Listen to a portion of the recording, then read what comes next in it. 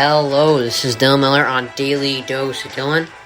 Google Podcast, Spotify, Spreaker, or iHeartRadio. This is Dylan Miller on Daily Dose of Dylan. Alright, so we have really good NFL stuff today, and Olympics. I'm going to cover the Olympics a bit. There's some really good stuff around there. I'm actually going to count down my top 10. I'm going to talk about Aaron Rodgers today as well, obviously. But I'm going to count down my top 10 NFL teams as of right now. Like at the start of training camp. But that's going to be later. And right now I'm going to talk about the men's basketball losing to France. Which in my opinion, I just don't think that's... I don't think there's any excuses here. We have, I think we have 10 All-Stars, I'm pretty sure, on that USA team. They should be winning a lot more.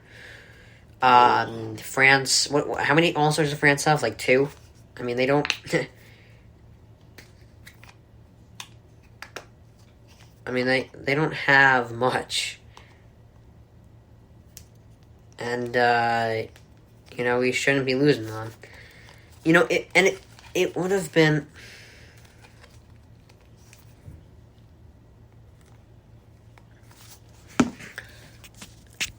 I don't know, it really annoys me that they can't. You gotta beat France. I mean...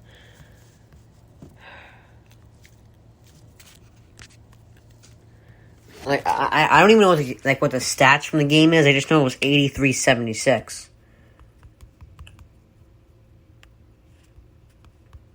And,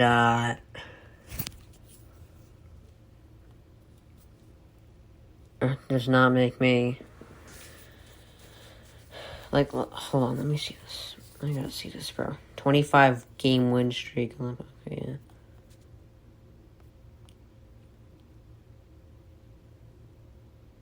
Okay, Evan Fournier and Rudy Gobert were the ones. Okay, let's see this. Fournier had 28 points.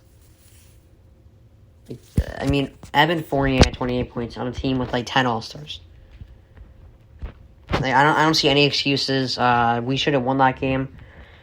And I know the NBA players, like some of them are, some of them are veterans, and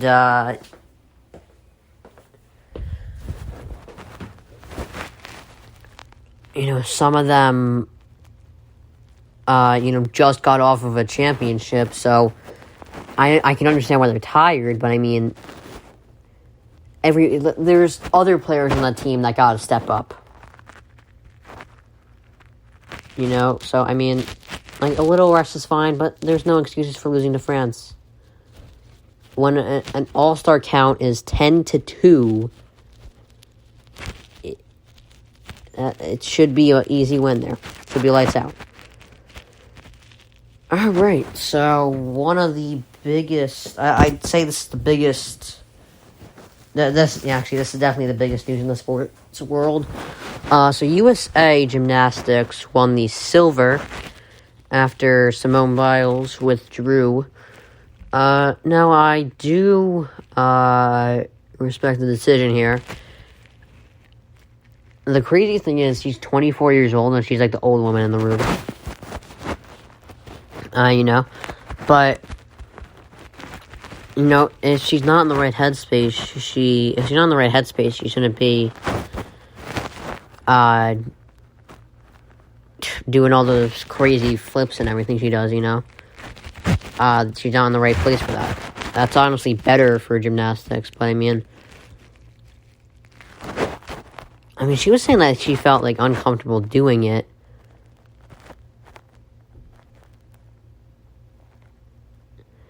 But think about it, like, she was still in the lead.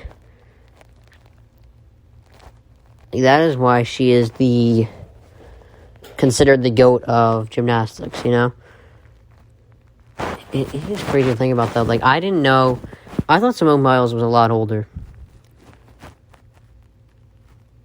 I really did. But apparently, she is 24 years old. That's crazy. But, when I look at some of the things gymnasts do, I'm like, bro, if I try doing that, I'm landing flat on my like stomach. If I like I just saw a flip earlier, I was like, I'd be landing on my ribs doing that flip. You know, I mean, I don't know how they do it, but I mean, like the craziest thing about gymnasts is like, or any Olympian, is you know, like any Olympian that's not playing like basketball or something, is you can train for like 10 years and just mess up in the moment and that's it, you know? Like you have one chance and like 90, like when it's a gymnast, it's like 90 seconds to win something for your country, you know? It's a ton of pressure, even for someone that's not considered the GOAT, like Simone Biles is. You know? But, you know, I mean, like, that's why I don't mind this. Like, if it were baseball and basketball, you know, like, I was not worried about the Yankees losing at the beginning of the year because they have 162 games in the MLB. Like, honestly, right now, I'm not even that worried about the Yankees. I mean, actually, they're halfway through, so I mean, but if they have a good second half, they could be like first place in the wild card. Like, I don't know if they can win the division if they go on a big win streak and have a great second half, but I mean, like, you had a lot of time in the NBA and MLB, and even football, you have some time. 16-game season, now 17. You know, so, I mean, you can train for, like, 10 years and mess up in the moment. And, you know, I try looking at athletes as, like, humans, but, you know, because that's what they are. You know, they're not a superhero or anything. I mean, what I've always thought athletes are is, like, they're human. They're humans that have one thing that they're just more advanced at than other people. That's what I view them as. Humans that can do things a little bit better than other people. I mean, Simone Biles can obviously do something a lot better than even the people in her sport, you know, but,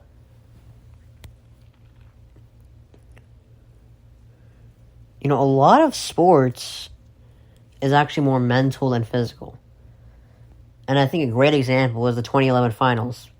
Who was better physically? Who was a better team, better constructed in the 2011 finals? The Mavs or Heat? Heat were way more talented. D. Wade in his prime, LeBron at like 25 years old. And who'd they have? Dirk? You know, and Dirk was like in the middle, like he was right at his peak, but I mean,